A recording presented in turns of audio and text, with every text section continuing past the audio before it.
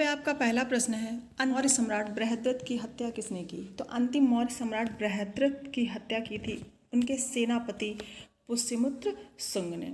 और इन्होंने पुष्यमित्र शुंग ने विदिशा को अपनी राजधानी बनाया था, लेकिन इनकी दूसरी राजधानी भी हुआ करती थी जो शासन नियंत्रण के लिए होती थी, जो इन्होंने पाटलिपुत्र को बनाया था।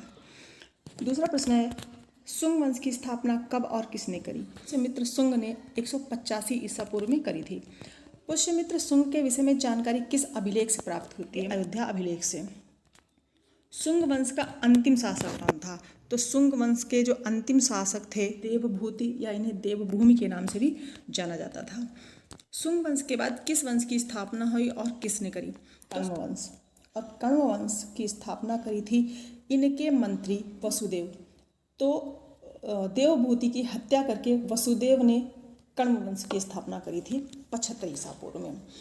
शुंग वंश के बाद जिस वंश की स्थापना हुई वो था कण्व वंश, और इस वंश की स्थापना करी थी देवभूति के मंत्री वसुदेव ने, जो कि इन्होंने देवभूति की हत्या के बाद करी थी। अगला प्रश्न है, भरहुत स्तूप का निर्माण का श्रेय किसको जाता है? मुद्र सिंह ने करा था। दक्षिणापथ का स्वामी की उपाधि किसको दी गई थी? तो दक्षिणापथ का स्वामी ये उपाधि दी गई थी सातकर्णी प्रथम को। ये एक सातवाहन वंश के शासक हुआ करते थे, सातकर्णी प्रथम, और इन्हें दक्षिणापथ का स्वामी कहा गया था। सातवाहनों की राजकीय भाषा और लिपि क्या थी? तो सातवाहन जो थे इनकी राजकीय भाषा थी प्राकृत, और प्राकृत भाषा की जो लिपि थी वो थी ब्राह्मी। सातवाहनों की सामाजिक व्यवस्था कैसी थी? थी कि राजा के नाम के साथ माता का नाम होता था, और परंतु उत्तराधिकारी पुत्र ही हुआ करता था, जैसे कि गौतमी पुत्र सातकर्णी। अगला प्रश्न है आपका, भुवनेश्वर मंदिर का निर्माण किस शासक ने करवाया? भुवनेश्वर मंदिर उड़ीसा में, इसका जो निर्माण था कलिंग शासक खारवेल ने कराया था। कलिंग शासक खारवेल की जीवनी और कार्यकलाप की जानकारी किस अभिलेख से प्राप्त होती है? तो ये जानकारी भुवनेश्वर के हाथी गुम्फा अभिलेख से प्राप्त होती है कि शक शासक कौन था और उसकी जानकारी हमें कहाँ से मिलती है।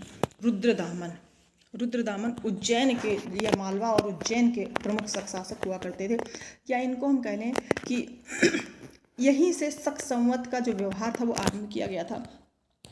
और इनकी जानकारी हमको मिलती है जूनागढ़ अभिलेख से। चतुर्थ बौद्ध संगीति किस शक शासक के समय में हुई?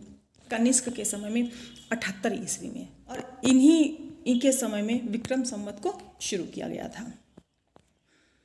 अगला है, बौद्ध धर्म दो शाखाओं में कब विभाजित हो गया? ये चतुर्थ बौद्ध संगीति के दौरान हीनयान और महायान में विभाजित हो गया था। चतुर्थ बौद्ध संगीति किस स्थान पर आयोजित हुई थी? तो चतुर्थ बौद्ध संगीति ये कश्मीर के कुंडलवन में आयोजित हुई थी कनिष्क के समय में। मथुरा कला शैली में किस प्रकार के पत्थरों का प्रयोग किया जाता था? मथुरा कला शैली जो हमारे यहाँ दो प्रकार की कला शैलियाँ हुआ करती थी, एक मथुरा और एक गांधार। तो मथुरा कला शैली में लाल बलुआ पत्थर का इस्तेमाल किया जाता था। गांधार व मथुरा कला शैली का जन्म किस शासक के समय में हुआ? तो कनिष्क के समय में ही हुई थी। अगला प्रश्न है आपका, क्षत्रप किसे कहा जाता था? तो जो भारतीय शक राजा होते थे, जो भारतीय शकों के जो प्रमुख राजा हुआ करते थे, ये स्वयं को क्षत्रप कहलाना पसंद करते थे या स्वयं को क्षत्रप ही कहते थे, और क्षत्रप का अर्थ यहाँ पर होता था गवर्नर। गांधार कला शैली में बुद्ध मूर्तियों का निर्माण किस पत्थर से हुआ? तो जो गांधार, हमने दो कला शैलियाँ पढ़ी, एक गांधार कला शैली और एक मथुरा कला शैली। तो मथुरा कला शैली में हमने देखा कि लाल पत्थरों का इस्तेमाल हुआ करता था, जबकि गांधार कला शैली में क्या है कि काले स्लेटी पत्थरों से बुद्ध की मूर्तियों का निर्माण किया गया था। बुद्ध की प्रथम मूर्ति का निर्माण किस कला शैली को दिया जाता है? तो बुद्ध की जो प्रथम मूर्तियाँ बनी थी ये मथुरा कला शैली के अंतर्गत बनाई गई थी। तो मित्रों, आपको पता है अगर मथुरा कला शैली के अंतर्गत बनाई गई होंगी तो ये लाल बलुआ पत्थर के द्वारा ही बनाई गई होंगी। बहुत सारी बुद्ध की ऐसी मूर्तियाँ हैं जो हम लोगों ने देखी होंगी, वो लाल बलुआ पत्थर से बनी होती हैं। तो हमारा दिमाग तुरंत जाना चाहिए कि वो किस शैली के अंतर्गत आती हैं, तो मथुरा कला शैली के अंतर्गत आती हैं। कनिष्क के पुरोहित का क्या नाम था? संघरक्ष। कृष्ण के उपासकों को क्या कहा जाता था? तो उन्हें भागवत भी बोला गया। भारत में पर्दे का चलन किसने शुरू करा? तो पर्दे की शुरुआत, सर्वप्रथम पर्दे की जो शुरुआत थी वो यूनानियों के द्वारा ही करी गई थी। अगला प्रश्न है, सौदरानंद नामक काव्य किसने लिखा था?